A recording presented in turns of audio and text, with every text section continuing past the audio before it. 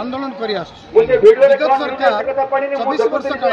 काल आमको देवे आज रिटायरमेंट कर लोक मैंने रिक्त स्तर नहीं सब मुख्य दाबी रखी पेंशन दि जाऊ समान अवसर बयस में 62 ये दाबी को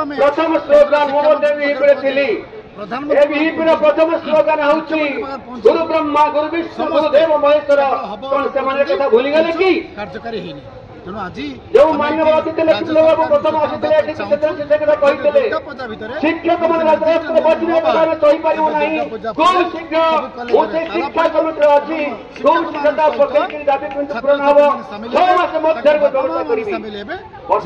शिक्षक भाग्य भविष्य अंधार मोटिव माध्यम मिशन माध्यम ऑब्जेक्टिव माध्यम सरकार को समग्र शिक्षक समाज शिक्षा व्यवस्था से कथा मन प्रकाश जदि दृष्टि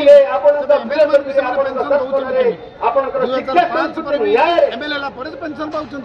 गुरु ब्रह्मा गुरु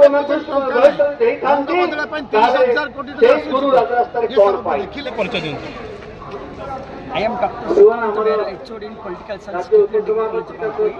I am Williams College.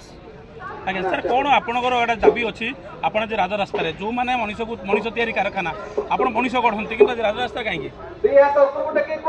महाप्रभु जगन्नाथ की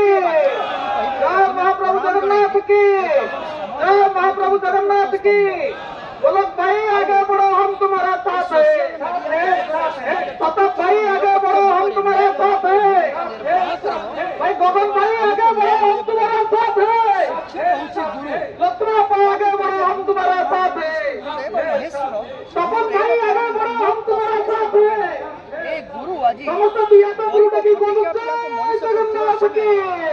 पेंशन आज दरा गांधी मार्ग राजस्थ खोला आकाश तले वर्षा भिजी भिजी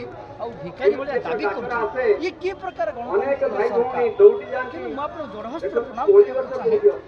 जो 1969 शिक्षा नीति देखते मैंने चाकरी करेंगे 5, 7, 10 वर्ष पर पूर्ण अनुदान पाइबे आजिका दिन में जो मैंने रिटायर कर रिक्त हस्तर जाऊँगी दरमाटे भी पाऊना ये कौन अगणतांत्रिक नियम नुहे गणतांत्रिक नियम अच्छी all are equal before the eyes of law under article 14 of the Indian constitution part 3 of the Indian constitution Baba Saheb Bhimrao Ambedkar स्वर्ण अक्षर लिखित अरे संविधान चतुर्थ तृतीय भाग में धारा 14 को ये ओडिशा सरकार ना नवीन सरकार ना मोहन सरकार कहीं सम्मान देउछंती आमी को ओडिशा माटी अध्यापक नुह ओडिशा दुर्गम अंचल बास करता खटिकिया पुलिया मनीष करूँ आम गुरु पद बाजू आम 30 वर्ष चाकरी कर दरमा पाने आउ गोटे सेंसिटिव मैटर होची एमती भी लोक अच्छा जो मैंने कॉलेज चाकरी कर दरमा भी पाइबा मैटर ऑफ जजमेंट एटा गोटे चिंतार विषय हो 1/6/2008 मसीहा पर 25 वर्ष है 2025 वर्ष देखिले बिना दरमा ये दृश्य को आप जदि विजुअल को लेबे आप चिंता करि पारि हेउचंती सरकार 4.5 कोटी ओडिया को पहुंचाउछंती किंतु केतुरा कॉलेज अछि को माने दरमा पाइले विशेष करी जहाँ आगुरी पाउले 5000 दरमा पहुंचा 1/2008 मसीहा पर 3000 5000 ସେମାନେ ଆଜ୍ଞା ଗୋଟିଏ ହଇରାଣ କରା ନ ଯାଉ କାରଣ ଆମେ ସମସ୍ତେ ପାଠ ପଢିଛେ ତାଙ୍କରି ମାଧ୍ୟମରେ ସେଇମାନେ ଆମକୁ ପାଠ ପଢେଇଛନ୍ତି ସେଇମାନେ ଆମକୁ ଡାକ୍ତର ଇଞ୍ଜିନିୟର ଜଜ୍ କରିଛନ୍ତି ତାଙ୍କୁ ହଇରାଣ କରିବା ତାଙ୍କୁ ପେନସନ ନ ଦେବା ତାଙ୍କୁ ଦରମା ନ ଦେବା ଏହା ଆଦୌ ଠିକ ନୁହେଁ ସରକାର ତାଙ୍କ ଦାବିକୁ ପ୍ରାଧାନ୍ୟ ଦେଇ ପ୍ରାଥମିକତା ଦେଇ ପ୍ରଥମେ ପୂରଣ କରନ୍ତୁ କାରଣ ଆମେ ସମସ୍ତେ ଜାଣିଛୁ